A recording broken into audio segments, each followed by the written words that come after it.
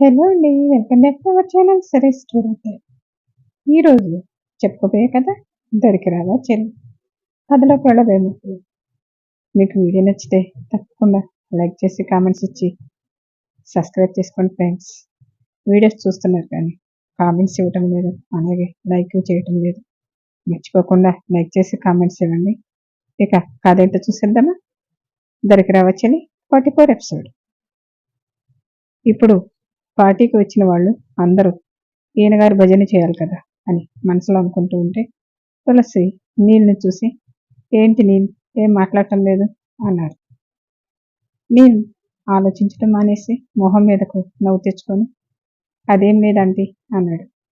Evening అవ్వగానే పార్టీకి అందరు రెడీ అవుతూ ఉన్నారు. లేడీస్ని రెడీ చేయడానికి బ్యూటీ పార్లర్ నుంచి వచ్చారు. తులసి తెచ్చిన చీర అపర్ణకు చూపించి, ఇది కట్టుకుంటావా అని అడిగింది. ఆ చీర చూడగానే ఆర్య తన కోసం కొన్న విషయం గుర్తుకొచ్చింది. అప్పుడు కోపంలో వద్దు అన్నది. ఇప్పుడు తీసుకొని ఆర్య కోసం ప్రేమగా కట్టుకుంది. మొదట నీల్ని శ్రీధర్ని వెళ్ళి గెస్ట్లను రిసీవ్ చేసుకోమని చెప్పి హోటల్కి పంపాడు ఆర్య. ఆర్య రెడీ అయి అపర్ణను ఒకసారి రమ్మని రూమ్కి రమ్మని కాల్ చేశాడు. ఆర్య గారు, నేను ఇక్కడ రెడీ అవుతున్నాను అన్నది. అమ్మడు 2 నిమిషాలు వచ్చి వెళ్ళు అన్నాడు. నేను వస్తే మీరు 2 నిమిషాల్లో పంపిస్తారా అని అన్నది. నేనేమి చేయను, పంపిస్తానురా అన్నాడు ఆర్య. శైలికి ఇప్పుడే వస్తానని చెప్పి పైన ఉన్న తన రూమ్కి వెళ్ళింది అపర్ణ. ఆర్యను ఆశ్చర్యంగా చూసి, ఆర్య గారు, ఈ షర్ట్ మీకు ఎక్కడిది అని అడిగింది. నా కోసం కొని కార్లో మర్చిపోయావుగా, అదే ఇది అన్నాడు ఆర్య. అప్పుడు అందుతో వెళ్ళి కొన్న విషయం అపర్ణకు గుర్తుకు వచ్చింది. కానీ దాని రేటు చాలా తక్కువ. తనకు నచ్చిందని తీసుకుంది. అదే విషయం ఆర్యతో అన్నది. అప్పుడు ఆర్య, నువ్వు నా కోసం ఎంతో ప్రేమతో కొన్నావు, ఇందులో నీ ప్రేమ తప్ప నాకు రేటేమీ కనిపించడం లేదన్నాడు అన్నాడు ఆర్య. అది కాదు ఆర్య గారు, మీరు నా కోసం కొన్న శారీతో పోలిస్తే నేను మీకోసం కొన్నది చాలా తక్కువ అన్నది అపర్ణ. నువ్వు విలువ చూస్తున్నావు, నేను ప్రేమను చూస్తున్నాను. అలా చూస్తే నాకన్నా నీకే నా మీద ప్రేమ ఎక్కువ కనిపిస్తుంది అమ్మడు అని ఇక ఆ రేట్ల విషయం వదిలేసి, ఈ షర్ట్ నాకు ఎలా ఉందో చెప్పు అని అడిగాడు. అప్పుడు ఆర్యను సరిగ్గా చూసి, చాలా బాగుంది ఆర్య గారు, ఈ షర్ట్లో మీరు చాలా అందంగా కనిపిస్తున్నారు. కొనేటప్పుడు ఎలా ఉంటుందో అనుకున్నాను, కానీ నిజంగా చాలా బాగుంది అని అన్నది అపర్ణ. అపర్ణ అందంగా ఉన్నాడు అనగానే ఆర్య అపర్ణ దగ్గరకు వచ్చాడు. ఆర్య అలా దగ్గరకు రాగానే ఆర్య ఎందుకు వచ్చాడో అర్థమై, ఆర్య గారు, ఏమీ చేయనని చెప్పారు కదా అన్నది. ఇప్పుడు నేనేం చేశానమ్ముడు, ఇలా దగ్గరకు వచ్చాను అంతే కదా అని దగ్గరగా జరిగాడు. అపర్ణకు ఆర్య దగ్గరగా ఉండేసరికి మొహం మీద చిరు చెమట పట్టింది. ఇంత ఏసీలో నీకు చెమట ఎందుకు పడుతుంది అమ్ముడు అని తన దగ్గరున్న కర్చీఫ్తో చెమట తుడిచి, చెమట పట్టడానికి ఇంకొంచెం టైం ఉందిలే అని నవ్వాడు. అపర్ణను కౌగిల్లో తీసుకొని చెవిలో, నిన్ను ఇలా చూస్తుంటే ఇప్పుడే నేను ఎత్తుకొని మన ఫస్ట్ నైట్ రూమ్లోకి తీసుకువెళ్ళాలని ఉంది, అంత అందంగా ఉన్నావు అమ్మడు అంటూ లైట్ పింక్ కలర్లో అదురుతూ కనిపిస్తున్న లిప్స్ని చూడగానే సారీ అంటూ లిప్స్ అందుకున్నాడు. ఆర్య సడన్గా అలా చేసేసరికి గుండె వేగం పెరిగి స్పీడ్గా కొట్టుకుంటూ ఉంది. అపర్ణకు లేవని చెప్పడానికి చేతులు సహకరించటం లేదు.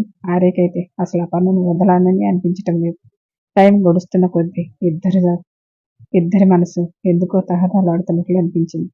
కింద ఉన్నవాళ్ళు అపర్ణ కోసం వెతుకుతూ శైలుని అడిగారు. వదిన ఇప్పుడే వస్తానని పైకి వెళ్ళింది అని చెప్పింది.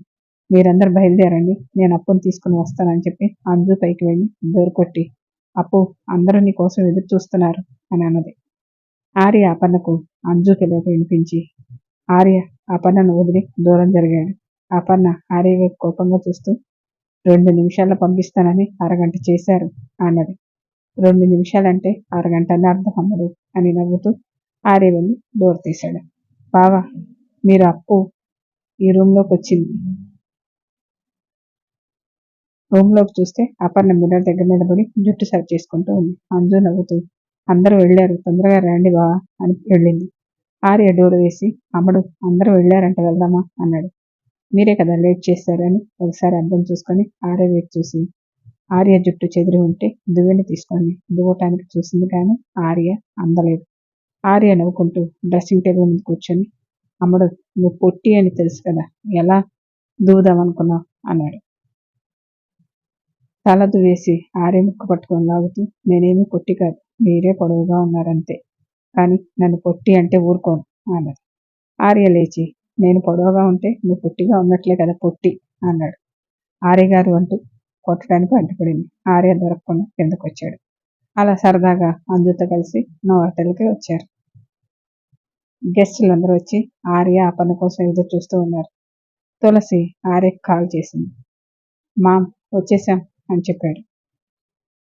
తులసి ఫోన్ పెట్టగానే పార్టీ జరిగే హాల్లోకి ఆర్య అపర్ణ చుట్టూ చేయి వేసి వస్తూ కనిపించాడు. ఇద్దరు అలా నడిచి వస్తుంటే అందరు కళ్ళు ఆర్పకుండా చూస్తూ ఉన్నారు. అపర్ణ తన మెడలో ఉన్న డైమండ్స్ కన్నా మెరిసిపోతూ ఉంది. స్టేజ్ మీదకు అపర్ణ ఆర్య మొదట వెళ్ళారు. తర్వాత అంజు నీల్ వెళ్ళారు. అంజు నీల్ కూడా చూడముచ్చటగా కనిపించాడు. కానీ నీల్ మొహంలో నవ్వే లేదు, అంతే. ఫంక్షన్కి వచ్చిన గెస్టులందరూ ఇద్దరు జంటలు దగ్గరకు వచ్చి విషెస్ చెప్పి భోజనాలు చేయడం స్టార్ట్ చేశారు. వచ్చిన వాళ్ళందరూ ఆర్యని పొగుడుతూ మంచి అల్లుడు వచ్చాడంటూ అందరూ అంటుంటే శ్రీధర్కు చాలా ఆనందంగా అనిపించింది.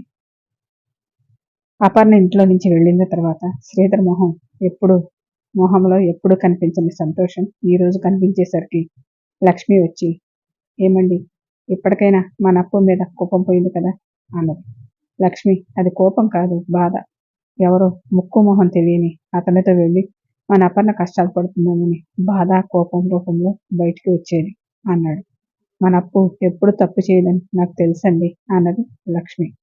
సుజాత అప్పు కట్టుకుని చీర రేట్ ఎవరితోనో చెప్తుంటే ఎవరో విన్నారు. అలా పార్టీకి వచ్చిన వాళ్ళందరికీ సారీ రేటు తెలిసి ఆశ్చర్యపోయారు.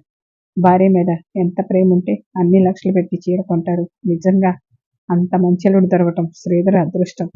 పార్టీకి వచ్చిన అందరూ తృప్తిగా భోంచేసి శ్రీధర్తో వెళ్తున్నామని చెప్పడానికి వచ్చి నీ పిల్లలు అదృష్టవంతులు శ్రీధర్, మంచి అల్లుళ్ళు దొరికారు అని చెప్పి వెళ్ళిపోయారు.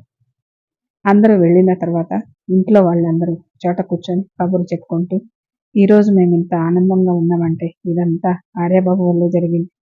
మేము మనసులో పడుతున్న బాధను తెలుసుకొని కాలనీ దగ్గరకు తీసుకువెళ్ళి మా బాధను పోగొట్టాడు అన్నది లక్ష్మి. అసలు వచ్చింది ఆయన వల్లే కదా అని నేను మనసులో అనుకున్నా అని పైకి అనేశాడు. అందరూ ఒకేసారి నీళ్ళ వైపు చూశారు. అందరూ తన వైపు చూడటంతో నీళ్ళకి అర్థం కాలేదు. తర్వాత అర్థమై తన మనసులో అనుకోలేదు బయటికి అని ఉంటానని అనుకున్నాడు.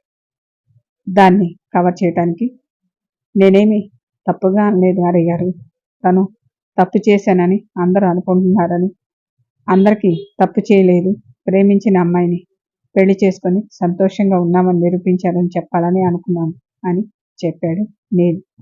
నీల్ చెప్పింది అర్థం కాకుండా ఉన్నా ఎందుకులే కదిలించడం అని సైలెంట్ అయ్యారు. అందరూ అలా కదలకుండా కూర్చొని కబుర్లు చెప్పుకుంటుంటే ఆర్యకు వాళ్ళు ఇప్పుడే కదిలేలా లేరని అర్థమై ఇంటికి వెళ్ళి చెప్పుకోవచ్చు కదా అని అనుకొని ఆర్య అపర్ణ వైపు కన్నార్పకుండా చూస్తూ ఉన్నాడు. ఆర్య తననే చూస్తున్నాడని అపర్ణకు అర్థమై ఏంటి అంటూ కళ్ళెగరేసింది. అందరినీ కళ్ళతో చూపించి ఎప్పుడు వెళ్తారు అన్నట్లు అడిగాడు. అపర్ణ కూడా తెలీదు అన్నట్లు కళ్ళతో చెప్పింది.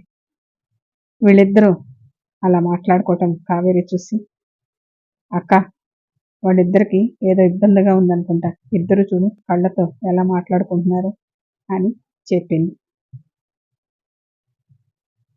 తులసి చూసి ఆర్య ఏమైంది, మీ ఇద్దరే సైగలు చేసుకుంటున్నారు, అదేంటో మాకు చెప్తే తెలుస్తుంది కదా అన్నారు తులసి. వీళ్ళకి అసలు విషయం చెప్తే కానీ కదిలేలా లేరు అని అనిపించి ఆర్య లేచి మీ అందరికీ ఒక విషయం చెప్పాలని అపర్ణ వైపు చూశాడు. అపర్ణ వద్దు అని కళ్ళతో సైగ చేస్తుంటే తులసి చూసి ఏ దొంగ చెప్పొద్దని సైగ చేస్తున్నావా అని నవ్వారు. చెప్పని అప్పు, అదేంటో మమ్మల్ని కూడా తెలుసుకోనివ్వు అన్నది లక్ష్మి. నేను అపర్ణ ఇష్టపడి పెళ్లి చేసుకున్నాను, కానీ వాళ్ళ డాడీ మా పెళ్లికి అంగీకరించేదాకా మేము దూరంగా ఉండాలని డిసైడ్ అయ్యాం అని ఆర్య చెప్పగానే అందరూ ఆశ్చర్యంగా చూస్తూ ఉన్నారు. శ్రీధర్ గారైతే అలా అని చూస్తూ ఉన్నారు. నేను ఆ పన్న మెడలో తాళి కట్టాను అంతే. మేమింకా ఒకటి కాలేదు. ఈ రోజు కోసమే ఎదురు చూస్తూ ఉన్నాం. మేము అనుకున్నట్లు మామయ్య మారి మమ్మల్ని క్షమించారు. అందుకే ఈ రోజు ఇక్కడ అని అపర్ణ వైపు చూశాడు. అపర్ణ సిగ్గుపడుతూ తలంచుకొని కూర్చొని ఉంది. ఆర్య చెప్పటం ఆపగానే అందుకే ఇక్కడ అని చెప్పి ఆపేవింటార్య చెప్పు అన్నది తులసి. అందుకే ఇక్కడ మా ఫస్ట్ నైట్కి అరేంజ్మెంట్ చేశాం మమ్మీ అని చెప్పాడు. అందరూ ఆశ్చర్యంగా అంటే ఈరోజు మీ ఫస్ట్ నైటా అని అన్నారు. Story continue. మళ్ళీ నెక్స్ట్ ఎపిసోడ్లో కలుసుకుందాం. Thank you.